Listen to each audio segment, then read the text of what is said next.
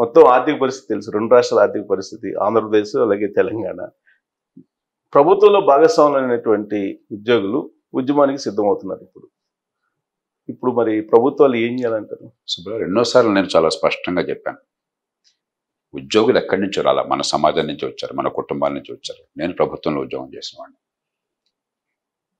కాబట్టి ఖచ్చితంగా ఉద్యోగుల ప్రయోజనాలను కాపాడాలి. కానీ ఉద్యోగుల ప్రయోజనాలను కాపాడడం అన్న పేరుతో సమాజాన్ని నాశనం చేయడం అంటే అంతకంటే ప్రమాదం కోరలేదు. కాబట్టి ఖచ్చితంగా ఉద్యోగులకు పెన్షన్ కావాలి. పెన్షన్ వద్దని ఎవరు అంటలా. ప్రపంచమంతా పెన్షన్ ఏ రీతిలో ఉన్నది? Contributory pension. ఉద్యోగి తన జీతంలోంచి కొంత డబ్బు పెడితే ఉద్యోగం ఇచ్చిన వాళ్ళు ప్రభుత్వం కావచ్చు, ప్రైవేట్ రంగం కావచ్చు, వాళ్ళు యజమాని అంతే డబ్బును పెడితే ఆ డబ్బుని పెట్టుబడులుగా పెట్టి దాని నుంచి వచ్చే ఆదాయం ఉద్యోగులకు వచ్చేది కంట్రిబ్యూటరీ పెన్షన్ స్కీమ్. అందులో మన దేశంలో పెట్టిన ఎన్పిఎస్లో ఏమిటి? ఆ పెన్షన్ రావడమే కాకుండా ఉద్యోగి ఎప్పుడో ఒకటి మనం కాలధర్మం కొద్ది పోతాం కదా, పోయినప్పుడు డబ్బంతా కుటుంబానికి వెళ్తుంది. అక్యుములేటెడ్ డబ్బంతా కూడా, ఒట్టి పెన్షన్ డబ్బే కాదు, నెల పెన్షన్తో పాటు ఈ డబ్బంతా కుటుంబానికి చెందుతుంది. మూడోది, రిటైర్మెంట్ అప్పుడు దీనిలో పెన్షన్లో కొంత భాగాన్ని మీరు కమ్యూట్ చేసి పెద్ద మొత్తం ఒకసారి తీసుకోవచ్చు. ఇవన్నీ ఏర్పాట్లు ఉన్నాయి. అంతేగాని కొందరు ఉద్యోగులను చూసినట్టయితే ప్రైవేట్ రంగంలో అదే వృత్తి చేస్తే, అదే పని చేస్తే జీతం ఎంత వస్తుందో దానికి 2-3 రెట్లు పెన్షన్ వస్తుంది. కాబట్టి మీరు సమాజ భవిష్యత్తుని నాశనం చేసి వచ్చే తరం పన్నుల డబ్బుల్లోంచి నాకు పెన్షన్ కావాలని ప్రపంచంలో ఏ దేశంలో ఎక్కడ ఎవరు కోరినా కూడా అది భవిష్యత్తుని నాశనం చేయటమే, దానిలో అనుమానం లేదు. కాబట్టి ఏదో రూపంలో కంట్రిబ్యూటరీ పెన్షన్ సిస్టమ్ ఉండవలసిందే. అది లేకుండా అంటే ఈ దేశము ఆర్థిక వ్యవస్థ సర్వనాశనం అయిపోతుంది. ఆంధ్రప్రదేశ్లో ఉదాహరణకి ప్రభుత్వం చాలా సవివరంగా ఈ పాత పెన్షన్ పద్ధతిని కనుక తీసుకొచ్చినట్టయితే 15 ఏళ్ళ తర్వాత ఏమవుతుంది, 20 ఏళ్ళ తర్వాత, 30 ఏళ్ళ తర్వాత చాలా స్పష్టంగా వివరాలతో బయటకు పెట్టారు. ఇంకా ఖజానాలో ఇంకేం మిగలదు. పన్నుల డబ్బంతా కూడా కేవలం పెన్షన్లు ఇవ్వడం సరిపోతుంది. అందుకోసం అంటే ప్రజలు ఉన్నది పన్నుల డబ్బులతో పెన్షన్లు ఇవ్వడాక, అంటే గతంలో చేసిన పనికి వచ్చే తరం పెన్షన్లు ఇస్తుందా? ఎలా సాధ్యమవుతుంది అది? అందుకే దేశం అంతా కూడా ఈ పార్టీ ఆ ప్రభుత్వం తేడా లేకుండా దేశం అంతా కూడా కొత్త పెన్షన్ పద్ధతి అమలు చేశాం. రాజకీయ పార్టీలు తాత్కాలికమైన రాజకీయ లబ్ధి కోసం దేశం సర్వనాశనమైనా పర్లేదు, సామాన్య ప్రజలు మాటలు చెప్పినా వాళ్ళు నాశనమైనా పర్లేదు, బేదలుగా శాస్త్రంగా కొనసాగినా పర్వాలేదు, కొంతమంది సంఘటిత రంగంలో ఉన్న వాళ్ళని, గొంతున్న వాళ్ళని మెప్పించడం కోసం, వాళ్ళ ఓట్లు పొందడం కోసం ఏదైనా చేస్తామంటున్నారు. ఇప్పుడు అదే ఈ తెలుగు రాష్ట్ర ప్రభుత్వాలు ప్రత్యేకించి కాబట్టి ఆ ప్రభుత్వాలు పొరపాటును కూడా దీనిలోకి వేళ్లు పెట్టి దాన్ని మార్చే ప్రయత్నం చేయకూడదు. ఖచ్చితంగా ఉద్యోగులకు భవిష్యత్తులో భద్రత ఉండేట్టుగా ఏర్పాట్లు చేద్దాం. ఉదాహరణకి ఒక 25-30 ఏళ్ళు పనిచేస్తే కనీసం ఇంత శాతం చివరి జీతంలో మీకు పెన్షన్ వచ్చే భరోసా ఇద్దాం. దానిలో నాకు కొరతుంది అనుకోండి, ప్రభుత్వం భరించవచ్చు. ఆ భరించడానికి మళ్ళీ అప్పుడు భవిష్యత్తు మీద భారం లేకుండా ఇవాళ నుంచి సింకింగ్ ఫండ్ అని ఒకటి పెట్టాలి. ఖజానా నుంచి ప్రతి సంవత్సరం కొంత డబ్బు తీసి పెట్టాలి, దానిలో ప్రత్యేకంగా పెట్టండి మీరు. అంటే నేను చెప్పేది ప్రధానంగా ఏంటంటే ఎంత వీరుంటే అంత మనం ఉద్యోగులకు సాయం చేద్దాం, కానీ మన పిల్లల భవిష్యత్తును నాశనం చేసి కాదు. ఈవేళ ఒక ప్రభుత్వం నిర్ణయం తీసుకుంటే ఆ ప్రభుత్వ నిర్ణయానికి ఈవేళ డబ్బులు పెట్టండి మీరు. అంతేగాని నేను నిర్ణయం చేస్తాను, నేను పోయాక, మా ప్రభుత్వాలన్నీ పోయాక 25-30 ఏళ్ల తర్వాత ఆ ప్రభుత్వాలు ఇవాళ నిర్ణయం చేశాను కాబట్టి కొన్ని లక్షల కోట్ల రూపాయల ఖజానాను తీసేసి వీళ్ళకి బయట ఇవ్వాలి అని చెప్పంటే ఏం ధర్మం అది? ఇంతకంటే పొరపాటు ఇంకోట్లేదు. కాబట్టి ఇది అసాధ్యము, ఇది ప్రమాదకరము, ఈ జాతి వినాశకరము. కానీ కొన్ని రాష్ట్రాలు అమలు చేస్తున్నాయి కాబట్టి ఆంధ్రప్రదేశ్లో మాకు కూడా అమలు చేయండి అనేది వాళ్ళ డిమాండ్. అన్ని రాష్ట్రాలు నాశనం అవుతున్నాయి, మళ్ళీ వెనక్కి వెళుతున్నాయి. మధ్యప్రదేశ్లో మళ్ళీ వెనక్కి తీసుకెళ్తున్నారు, కాబట్టి రాజస్థాన్లో వెనక్కి తీసుకెళ్తున్నారు. మీరు ఈ దేశం ఉద్యోగుల కోసం లేదు, ఈ దేశం ప్రజల కోసం ఉంది, పన్నులు కట్టే వాళ్ళ కోసం ఉంది. ఉద్యోగులు ప్రజల సేవ కోసం ఉన్నారు, కానీ ప్రజల ధనం మొత్తం ఉద్యోగులు కట్టబెడతామని ఏ ప్రభుత్వం అన్నా, ఏ పార్టీ అన్నా కూడా ఆ ప్రభుత్వాన్ని మనం కూలగొట్టాలి. నాకేమాత్రం దానిలో సందేహం లేదు. జాతీయ స్థాయిలో ఏ కాంగ్రెస్ అయితే రాష్ట్రాల్లో చేస్తామని కొన్ని రాష్ట్రాల్లో మాట ఇచ్చారో, జాతీయ స్థాయిలో మన మాట వరుస కూడా ఎందుకు అనలేదు? అదే కాంగ్రెస్ పార్టీ. వాళ్ళకి తెలుసు కాబట్టి, విషయం అర్థమైంది కాబట్టి సామాన్య ప్రజలకు అర్థం కాదు కదా అని చెప్పని మనం ఇష్టం వచ్చినట్టు చేస్తే గొంతున్న ప్రతివాడు కూడా దేశం నాశనమైనా పర్లేదు, నా బతుకు బాగుండాలా, నా చెన్ని బోచకు శ్రీరామ రక్ష, నా కుటుంబం బాగుండాలా, మిగతా వాళ్ళ కుటుంబాలన్నీ వల్లకాడైపోవాలా, ఇది పరిపాలన అండి? ఇది సమాజం అండి? మనం సమాజం గురించి దేశభక్తి గురించి రోజు ఉపన్యాసాలు ఇస్తాం.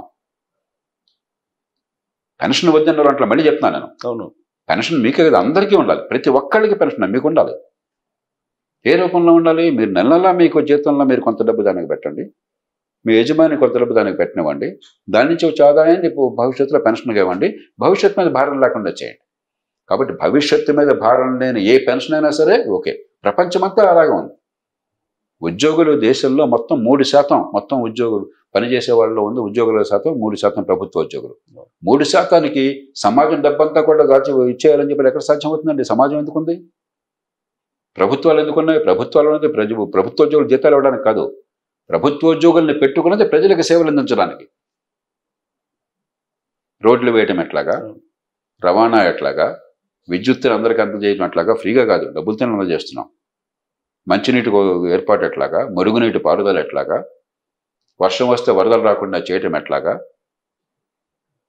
మరి చట్టబద్ధ పాలన ఎట్లాగా, ట్రాఫిక్ నియంత్రణ ఎట్లాగా, మౌలిక సదుపాయాలను బాగు చేయడం కోసం ప్రభుత్వం అన్నది, చట్టబద్ధ పాలన కోసం ప్రభుత్వం అన్నది, పెట్టుబడులు ప్రోత్సహించడం కోసం ప్రభుత్వం, ఆర్థిక వ్యవస్థను పెంచడం కోసం ప్రభుత్వం. అంతేగాని జీతాలు తీసుకుని పన్నులు కట్టించేసుకుని మనందరినీ గోల్డ్ కొట్టి పన్నులు లాక్కుని సగం తినేసి మిగతా అంతా ఉద్యోగులు కైంకర్యం చేయడం కోసం ప్రభుత్వాలు లేవు.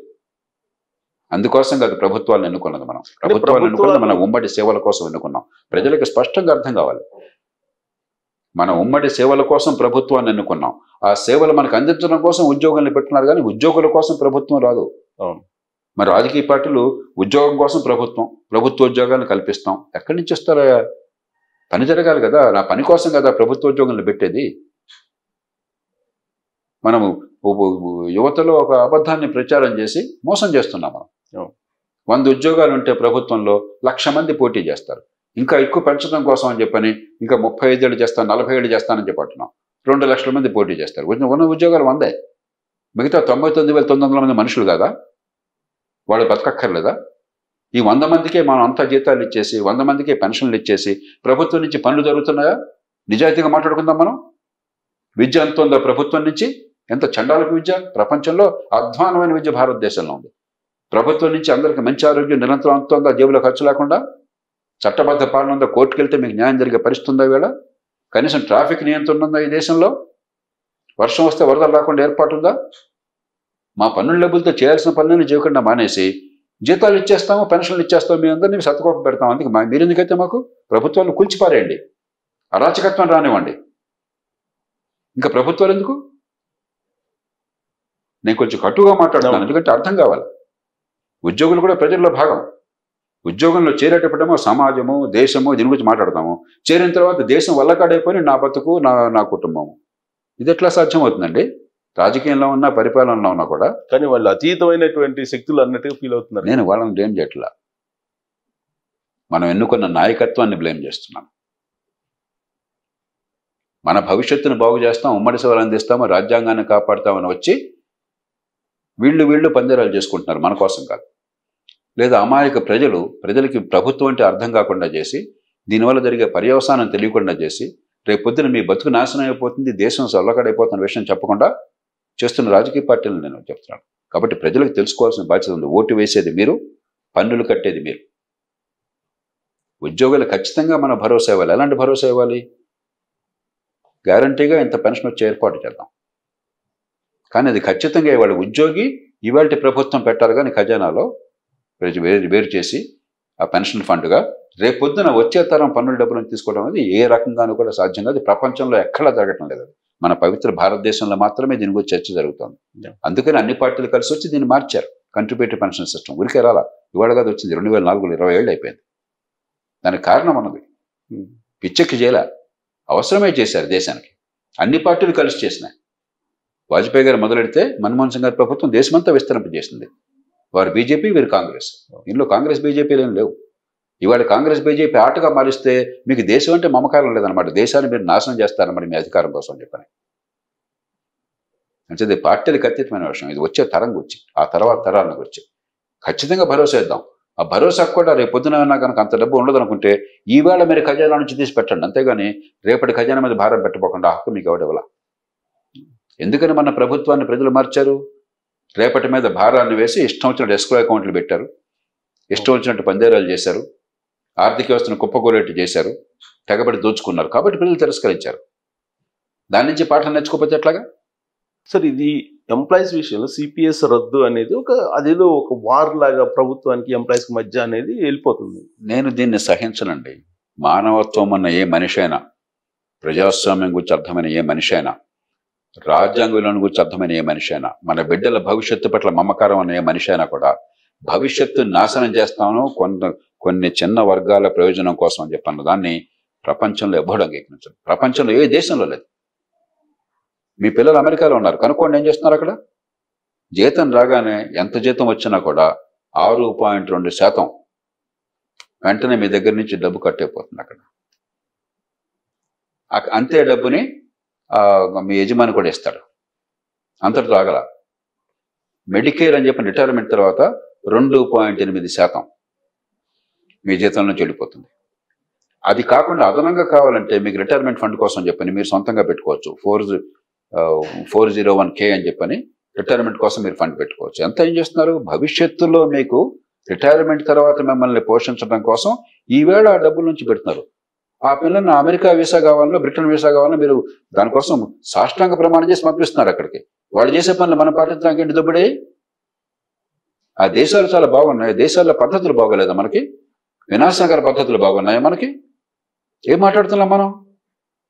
ఏ దేశాన్ని తీసుకోండి ప్రపంచంలో.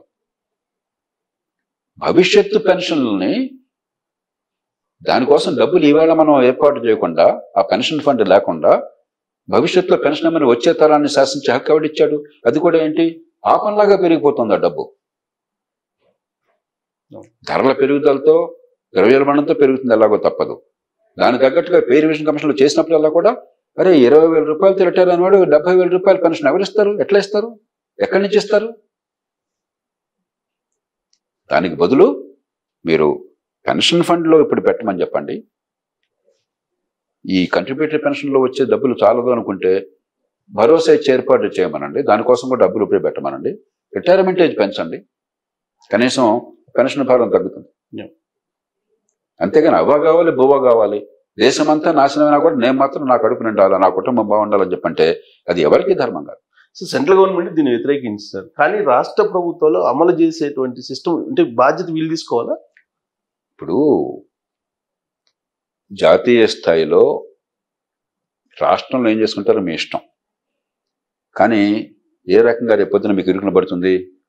ఖచ్చితంగా ఈ దేశ భవిష్యత్తుని కాపాడాలంటే ప్రభుత్వాలు ఇష్టం వచ్చినట్టు అప్పులు చేసి పప్పు కూడి తినకుండా ఈ దేశంలో ఈవేళ రోజువారీ మీరు పెట్టే ఖర్చు, జీతాలు కావచ్చు, పెన్షన్లు కావచ్చు, తాత్కాలికమైన సంక్షేమం కావచ్చు, ఇతరమైన పాలనా ఖర్చులు కావచ్చు, ఇతర సబ్సిడీలు కావచ్చు, ఈ మొత్తం మీరంతా నేర్చుకోండి, కానీ మీ ఆదాయం లోపల ఇచ్చుకోండి.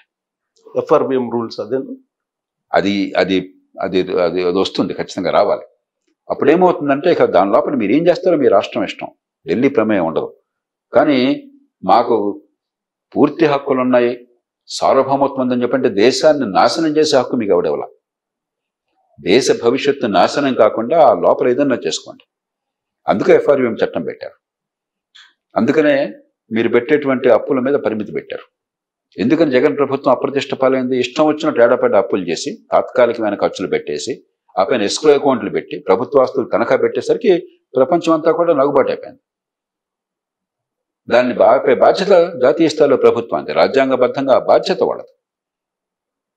కాబట్టి ఖచ్చితంగా రాజ్యాంగబద్ధంగా ఏ పార్టీ ప్రభుత్వం ఉన్నా కూడా దానికి కొన్ని ఏర్పాట్లు చేయాలి. ఇప్పటికే కొన్ని ఏర్పాట్లు, మరికొన్ని ఏర్పాట్లు జరగాలి. అందుకనే కాంగ్రెస్ పార్టీ సైతం ఈ మాట అందరికీ తెలియకపోవచ్చు. ఇండియా అలయన్స్, సోనియా గాంధీ గారి నాయకత్వంలో ఉన్న ఇండియా అలయన్స్ సైతం ఇన్ని మాటలు చెప్తున్నా కూడా జాతీయ స్థాయిలో మేము ఈ NPS తీసేసి OPS తెస్తామన్నమాట అనలా వాళ్ళు. ఎందుకనలేదు? అది సాధ్యం కాదు కాబట్టి. అది చేస్తే భవిష్యత్తు నాశనం అవుతుంది కాబట్టి. ఎంతో కొంత దేశభక్తి వీళ్ళ మనస్సుల్లో ఉంది కాబట్టి. అంచేత ఇది ఆత్మహత్య సదృశం. తెలుగు సమాజం మేలుకోవాలి. ఎవరున్నప్పుడు నాకేమన్నా లాభం వస్తుంది, ఒక 1000 కోట్లు మీరు ఫ్రీగా ఇచ్చేస్తానంటే నాదేం తీసుకుంటాను నేను. కానీ సమాజం పట్టించుకోవాలి. కానీ బాధ్యత ఉద్యోగులకు ఉండాలి కదా సార్. ఇప్పుడు కుటుంబం లాంటి ప్రభుత్వంలో వాళ్ళు ఉద్యోగులందరినీ మీరు ఒక ఘాటుని కట్టబోకండి. ఉద్యోగుల్లో నిఖార్సైన మనుషులు, నిజాయితీ పరులు, సమాజాన్ని ప్రేమించే వాళ్ళు లక్షల మంది ఉన్నారు. కొంతమంది వాళ్ళ పెత్తనం కోసం చెప్పిన ఉద్యోగుల్లో ప్రలోభాలు కట్టించి ఉద్యోగుల్ని రెచ్చగొట్టే వాళ్ళు ఉంటే అది ఉద్యోగుల తప్పు కాదు. రెండోది, చివరికి ఉద్యోగుల్ని కానీ మొత్తం యంత్రాంగాన్ని కానీ ఒక బాధ్యతతో ఒక దారిని పెట్టాల్సిన బాధ్యత ప్రభుత్వానిది. ఆ ప్రభుత్వాన్ని నిలవరించే బాధ్యత ప్రజలది. మొన్నటిదాకా అధికారం అంటే రాచరికము, చక్రవర్తులు అనుకున్నారు. ఏమైనారు ఇప్పుడు ఈవేళ? రేపొద్దున అదే చేయగలరు ప్రజలు. ఏ ప్రభుత్వాన్ని అయినా 5 years వెయిట్ చేయాలి వీళ్ళు, ఏ పార్టీ అయినా సరే. అది 5 ఏళ్లు వెయిట్ చేయాలి. ఈ లోపల ప్రభుత్వాన్ని భయపెడదామని ఒక పక్కన, ఈ ప్రజలకు పాపం అర్థం కాదు, అమాయకులు బోల్తా పడిపోతారన్న భావం మరో పక్కన. దాంతో ఈ ప్రజలకు అన్యాయం చేయడానికి సిద్ధపడుతున్నారు. భవిష్యత్తును నాశనం చేస్తున్నారు. కొంతమందైనా మేలుకోవాలి. భవిష్యత్తు నాశనం కాకుండా ఉండాలంటే సమాజంలో ప్రశ్నించే గొంతులు లేవాలి. నిజాయితీ ఉన్నవాళ్ళు, నిర్భీతి ఉన్నవాళ్ళు, సమాజంలో మాట అంటే కాస్త విశ్వసనీయత ఉన్నవాళ్ళు. నాకు తెలుసు నన్ను తిడతారని చెప్పాను, నాకేం అనుమానం లేదు. డెఫినెట్గా నోటికొచ్చి తిడతారు. కానీ ఈ తిట్లకి, ఈ దోషణలకి భయపడే వాళ్ళమైతే ఈ దేశంలో మంచి కోసం ఇంత పోరాటం చేస్తామా? రేపొద్దున ఇంకో సందర్భంలో ఉద్యోగులకు అన్యాయం జరిగితే నేను మొట్టమొదటి ఎదురొడ్డి పోరాడతాను. నేను జిల్లా కలెక్టర్గా ఉండగా నేను ఇప్పటిదాకా మొట్టమొదటిసారి మాట చెప్తున్నాను. ఉద్యోగులు సమ్మెల్లో పాల్గొన్నారని చెప్పిన వాళ్ళందరినీ నేషనల్ సెక్యూరిటీ యాక్ట్ కింద అరెస్ట్ చేయమని నాకు ఆదేశాలు వచ్చినాయి. నేను తిరస్కరించాను. ఓకే, రాష్ట్రం మొత్తం నేను ఒక్కడిని తిరస్కరించాను ఆనాడు కలెక్టర్లో. ఏ సందర్భంలో సార్ అది? ఉద్యోగులు సమ్మెలు చేస్తున్నారు. రాష్ట్ర ప్రభుత్వం వీళ్ళు ఉద్యోగుల నాయకులందరినీ జైలులో పెట్టకపోతే వీళ్ళకి అదుపు చేయలేమని చెప్పని మరి లిస్టులు తయారు చేసి పంపించారు. ఎస్పీ గారు నా దగ్గర లిస్ట్ తీసుకొచ్చారు. నేను తిరస్కరిస్తున్నాను. ఉద్యోగులు సమ్మె చేస్తున్నారు, వాళ్ళకేదో బాధలు ఉన్నాయి, సంఘటితంగా వాళ్ళు ఏదో పోరాటం చేస్తున్నారు. ప్రభుత్వం వాళ్ళతో కూర్చుని నిర్ణయం చేయాలి, అంతేగాని జైలులో పెడితే సరైనది కాదు. వాళ్ళు ఎవరు పేర్లు చెప్పమంటే చెప్పారు. వీళ్ళకి ఎవరికైనా నేరాలు చేసిన చరిత్ర ఉందా? శాంతి భద్రతల విఘాతం కలిగిస్తున్నారా? దేశభద్రత భంగం కలిగిస్తున్నారు? అదేమీ లేదు. లేకపోతే మీరు ఎలా చేస్తారు? చేయడానికి వీల్లేదు.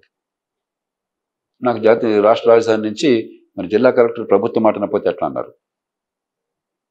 ప్రజల హక్కుల్ని కాలరాయటం విషయంలో దేవుడు వచ్చినా కూడా నేను విన్నాను. ఆ బాధ్యత నాది. నేను ప్రజా సంక్షేమాన్ని కాపాడుతున్నానని నాకు నమ్మకం కలగాలి. చట్టం చెప్తుంది అది. మీరు కావాలంటే మీరు చేసుకోండి. మీకు ప్రత్యక్షంగా అరెస్ట్ చేసే అధికారం మీకున్నది, నా దగ్గర రావక్కర్లా. మీరు చేసుకోండి, నేను మాత్రం నా చేత సంతకం పెట్టనని చెప్పంటే ఆపేశారు. కాబట్టి ఐఏఎస్ అంత పవర్స్ ఉన్నాయి కదా సార్. సందర్భాన్ని బట్టి ఆ చట్టంలో ఉన్నాయి. జాతీయ భద్రతా చట్టం కింద, నేషనల్ సెక్యూరిటీ యాక్ట్ కింద అరెస్ట్ వారెంట్ ఇచ్చే అధికారము జిల్లా కలెక్టర్ ఉంది. కానీ బాధ్యత కూడా జిల్లా కలెక్టర్దే. నిజంగా ఈ కేసులో అరెస్ట్ చేయాలా వద్దని నిర్ణయం నేను చేయాలి. కానీ నాకెవరు మంత్రి గారు చెప్పాడు, ముఖ్యమంత్రి గారు చెప్పాడని చేస్తే అది కరెక్ట్ కాదు. కానీ నేను చెప్పేది, నేను ఉద్యోగుల మీద కోపంతో మాట్లాడట్లా, ప్రేమతో మాట్లాడుతున్నాను. అంతకుమించి దేశం పట్ల ప్రేమతో మాట్లాడుతున్నాను. ఈ ఉద్యోగుల హక్కుల్ని కాలరాయాలంటే నేను నిలబడ్డాను. ఏ అధికారి నిలబడిన కాలం నిలబడ్డాను. అందరు అధికారులు కూడా తల వంచి ప్రభుత్వం చెప్పినట్టు చేస్తే నేను ఒక్కడనే కాదని తిరస్కరించింది. కాబట్టి నాకు ఉద్యోగుల హక్కుల గురించి చెప్పక్కర్లా, ప్రజల హక్కుల గురించి, రాజ్యాంగం గురించి చెప్పక్కర్లా. కానీ అదే సమయంలో ఉద్యోగులు ఈ ప్రజలు కాదు కావాల్సింది, మేమే ఇక్కడ అధికారంలో ఉన్నవాళ్ళం, లేకపోతే ఎమ్మెల్యేలు మాదే దేశం అంతా, మేమంతా దేశాన్ని దోచకపోతామంటే మనంతా ఏంటి చేతులు కట్టు కూర్చుంటామా? ఈ దేశంలో ప్రజలది సార్వభౌమత్వం. ఈ దేశం అనేది ఈ దేశ ప్రజల కోసం, ఈ ప్రభుత్వాలను ఈ ప్రజల కోసం, ప్రజల ఉమ్మడి అవసరాల కోసం. ఈ ప్రభుత్వాలను పోషిస్తోంది ప్రజల పన్నులు, ఈ ప్రభుత్వం నిలబెడుతోంది ప్రజల ఓటు. అంతేగాని మీరెవరో స్వయంభులు కాదు, మీరు దేవుళ్ళు కాదు. కొంచెం అహంకారం తగ్గించుకుని వినమ్రంగా ఉంటే మంచిది. ప్రభుత్వంలో ఉన్న వాళ్ళు ఉద్యోగులు కావచ్చు, ఎన్నికైన వాళ్ళు కావచ్చు. జూలై 9వ తారీఖున గతంలో చేసినటువంటి జిపిఎస్ ఏదైతే ఉందో దానికి ఉత్తర్వులు ఇచ్చారు, అఫీషియల్ గెజిట్ ఇచ్చారు. దాని మీద వీళ్ళు రివోల్ట్ అవుతున్నారు. ఇవన్నీ ఉంటాయి. ఇప్పుడు మనకి విజ్ఞతగల ప్రభుత్వం అన్నది, చంద్రబాబు నాయుడు గారు సమర్థులైనటువంటి నాయకుడు, అనుభవం ఉన్న నాయకుడు. అంతకుముందు ప్రభుత్వం ఎన్ని తప్పులు చేసినా, చాలా విషయాలు తప్పులు చేసినా, కానీ ఈ విషయంలో మాత్రం బాధ్యతతో వ్యవహరించింది, భవిష్యత్తును కాపాడాలని చెప్పని. కాబట్టి ఓ ప్రభుత్వం మారితే ప్రభుత్వ విధానాలన్నీ తిరగక్కర్లా. తప్పు చేస్తే, ప్రజా సంక్షేమాన్ని దెబ్బతింటే దాన్ని తిరగతోడదాం, ప్రజా సంక్షేమాన్ని కాపాడితే దాన్ని కొనసాగిద్దాం. మన గతంలో ఎందుకని అమరావతిని రద్దు చేసి పారేసి రాజధాని వద్దని చెప్పంటే మన కోపడం నేను తొగలక నిందించాను. ఎందుకని? మంచి చేసిన ప్రతిదాన్ని ఆపేయడం కాదు ప్రభుత్వం లక్ష్యం, కొత్త ఎన్నికలు వచ్చినాయని చెప్పని. అలాగే గత ప్రభుత్వంలో చంద్రబాబు నాయుడు గారి ప్రభుత్వం ఎట్లాగైతే ఒకప్పుడు హైటెక్ సిటీ చేశారు, రాజశేఖర్ గారు దాన్ని కొనసాగించారు. రాజకీయంగా మీరు అనుకోండి, కానీ ఆయన చేశాడు కాబట్టి నాశనం చేయాల. తర్వాత కేసీఆర్ గారు వచ్చారు, మరింత కొనసాగించి హైదరాబాద్ ప్రతిష్టను పెంచారు, ఉపాధి కల్పన పెంచారు, సంపద పెంచారు. మనందరూ కూడా సంతోషం అన్నాం. కాబట్టి ప్రభుత్వాలు చేసిన మంచిని కొనసాగించండి, చెడుని ఆపండి. అది వైకాపా ప్రభుత్వం కావచ్చు, టీడీపీ ప్రభుత్వం కావచ్చు, కాంగ్రెస్ కావచ్చు, బీజేపీ కావచ్చు. మీరెవరో కూడా శాశ్వత హక్కుదారులు కాదు, మీరు స్వయంభూలు కాదు, మీరు దైవాంశ సంభూతులు కాదు, మీరు దేవుళ్ళు కాదు. ప్రజలు మీకు బాధ్యతను అప్పచెప్పారు, బాధ్యతను నిర్వర్తిస్తారు. ఆ సంగతి రాష్ట్ర ప్రభుత్వానికి పూర్తిగా తెలుసు. చంద్రబాబు నాయుడు గారికి మొట్టమొదటి నుంచి కూడా ఆర్థిక వ్యవస్థను పెంచడము, పేదరికాన్ని తొలగించడము, ఆదాయాలు పెంచడం, ఆయనకున్న ప్రతిష్ట ఈ దేశంలో ఇంకెవరికి లేదు. కాబట్టి ఆ విజ్ఞత ఉంది. కానీ ఇది పూర్తిగా భారాన్ని ముఖ్యమంత్రి మీద, ప్రభుత్వం మీద కాకుండా మనందరం గొంతునెత్తాలి. ఇది ప్రభుత్వానికి ఉద్యోగులకు మధ్య పోరాటం కాదు, ఇది రాష్ట్ర ప్రజల భవిష్యత్తుకి ఉద్యోగులకి మధ్య పోరాటం, ఉద్యోగుల ఆకాంక్షలకి. ప్రభుత్వం మీద బాధ్యత పెట్టేస్తే ప్రభుత్వాలు ఈ ఒత్తిడి తట్టుకోలేవు. నేను ఎందుకు గొంతు ఊపుతున్నాను ఇంత గట్టిగా? రాష్ట్ర ప్రజల భవిష్యత్తుకి ఉద్యోగుల స్వప్రయోజనాలకి మధ్య పోరాటం. ఉద్యోగుల స్వప్రయోజనాలు ప్రజల భవిష్యత్తును బలిపెట్టుకున్నాం అంటే మనం పూర్తిగా ఒప్పుకుందాం. ప్రజల భవిష్యత్తును బలిపెట్టినా కూడా నా కోసం సొంతంగా చేయని చెప్పంటే మనం ఖచ్చితంగా తిరస్కరిద్దాం. దానిలో ఏమాత్రం అనుమానం ఆస్కారం లేదు. కాబట్టి నేను నిర్ద్వంద్వంగా నిష్కర్షగా చెప్తున్నాను, ఈ విషయంలో ప్రజలు రాజీ పడే పరిస్థితి లేదు, రాజీ పడకూడదు. ఈ పార్టీ ఆ పార్టీ అనవసరం. ఇవాళ ప్రభుత్వం మారింది అని చెప్పని వంక పెట్టుకుని పాత వాళ్ళని నిందించి వాళ్ళు చేసిన పెద్దాన్ని తిరగదోడాలని చెప్పంటే మాత్రం అది చాలా ప్రమాదకరం. ఓకే సార్, ఇప్పుడు యాక్చువల్గా చంద్రబాబు నాయుడు గారు సిపిఎస్ రద్దు హామీ ఇవ్వలేదు ఎలక్షన్ టైంలో. ఆయన ఇవ్వలేదు, ఎవరు ఇచ్చే అవకాశం కూడా ఉండకపోవచ్చు, అసాధ్యం. కానీ ఇప్పుడు ఉన్నది అలయన్స్ ప్రభుత్వం. అక్కడ ఈ అలయన్స్ ప్రభుత్వంలో బీజేపీ నుంచో జనసేన నుంచో ప్రజలు తీసుకొస్తారు. సుబ్బారావు, ఆర్థిక విషయాల్లో అలయన్స్ లేదు. మీరే దేవుడు వచ్చినా కూడా ఆర్థిక పరిస్థితి పిండి కొద్దీ రొట్టె, మీకున్న వనరులు ఇవి, మీరు నోట్లు గుద్దేసే శక్తి మీకు లేదు. డబ్బు చెట్లలోంచి రావట్లా, డబ్బులు వర్షం వానలాగా కురిపించట్లా. ఇది డబ్బు, ఇది భవిష్యత్తు. ప్రపంచం అంతా ఒక తీరున పోతోంది. అమెరికా కంటే మనం గొప్పవాళ్ళం కాదు, బ్రిటన్ కంటే గొప్పవాళ్ళం కాదు, ఫ్రాన్స్ కంటే గొప్పవాళ్ళం కాదు, జర్మనీ కంటే గొప్పవాళ్ళం కాదు, కెనడా కంటే గొప్పవాళ్ళం కాదు. వాళ్ళందరూ ఏం చేస్తున్నారు చూసి నేర్చుకోండి ఒకసారి. పెన్షన్లు ప్రపంచం అంతా ఉన్నాయి, ప్రపంచంలో పెన్షన్లు అందరికీ ఉన్నాయి. ప్రభుత్వోద్యోగులు కాదు, ఈ దేశంలోని ప్రభుత్వోద్యోగులకు మాత్రమే పెన్షన్, మిగతా వాళ్ళు మనుషులు కాదా? భవన నిర్మాణం చేసే మనిషి కాదా? ప్రైవేట్ రంగంలో మీరున్నారు, పత్రికా రంగంలో పనిచేస్తున్నారు, మీరు మనిషి కాదా? అంటే 3% పెన్షన్ల కోసం జాతి భవిష్యత్తు మొత్తం నాశనం చేస్తారా? ప్రపంచం అంతా ఏం చేశారు? పనిచేసే ప్రతి ఒక్కళ్ళకి పెన్షన్ కోసం ఏర్పాట్లు చేశారు. అసలు ఉండాల్సింది వాళ్ళకి అసంఘటిత రంగానికి ఉండాలి, వీళ్ళకి ఎంతకంత ఉద్యోగ భద్రత అక్కడ అందరికీ చేశారు. చేసి దానికి ఈవేళ ఏర్పాట్లు చేశారు. మీ జీతంలోంచి కొంత పెట్టండి, యజమాని మరి కొంత పెడతారు, ఆ డబ్బులోంచి మీకు భవిష్యత్తులో పెన్షన్, ఆ డబ్బు పెరుగుతూ ఉంటుంది, దాని నుంచి పెన్షన్ వస్తుంది. దానిలో మార్పులు చేర్పులు చేసుకుందాం. ఏమండి, మీరు స్టాక్ మార్కెట్లో పెడితే రేపు పొద్దున్న డబ్బు వస్తున్నది అనుమానం లేదు.